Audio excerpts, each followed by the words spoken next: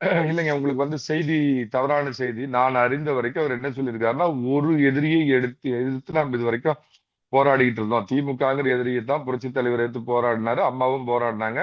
ஆனா நாம இனி தாவேகாங்கிற ஒரு அரசியல் தெரியாத, அரசியல்னா என்னவென்றே புரியாத எதிரியவும், அரசியல்ல பலதின்னு கொட்ட போட்ட ஊழல் சக்தி திமுக 2யுமே நாம எதிர்த்து போராடணும் அப்படின்னு அவர் முதல்ல சொல்லியிருக்காரு.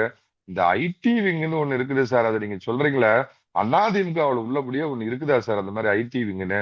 ஏன் சார் பிஜேபி பண்ண அளவு கூட அதிமுக ஐடி விங் இல்லையே சார். இன்னமா இந்த ரெட்டலை புரட்சி தலைவர் வாழ்க, புரட்சி தலைவி வாழ்க, அண்ணா நாம வாழ்க இப்படிலாம் சொல்லிட்டு இருந்தா மக்கள் ஓட்டு போடுவாங்கன்னு நினைக்கிறீங்க?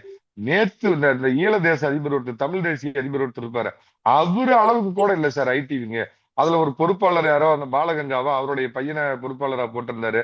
ஆனா அவரை பத்தியே ஏகப்பட்ட சர்ச்சையை ஓடிச்சு. அவர் திமுகவோட நெருங்கிய தொடர்புல இருக்கிறாரு. திரு எடப்பாடி பழனிசாமி ஒரு ராஜதந்திரி எப்படி இந்த மாதிரி இடத்துல கோட்டை விட்டார்? ரெண்டாவதுங்க, அவர் கொஞ்சம் அந்த கீழ் மட்டத்துல இருந்து வந்ததுனால கொஞ்சம் அந்த பழைய சிந்தனைகள்ல இருந்து ஒரு விடுபடணும். இன்றைய உலகத்தை புரிந்து கொள்ளணும். என் காலத்திலேயே இப்படி இப்படி சுத்துற போனை நான் பாத்துக்கிறேன். ஒவ்வொரு நம்பருக்கு நேரா நீங்க இப்படி சுத்தணும். எனக்கு 50 வயசு ஆச்சு. அதுக்கப்புறம் பட்டன் போன் வந்தது, பேஜர்னு. அதுக்கப்புறம் அதெல்லாம் நீங்க பாத்துருக்கவே மாட்டீங்க. அப்புறம் வெறும் போன், பட்டன் போன் வந்தது.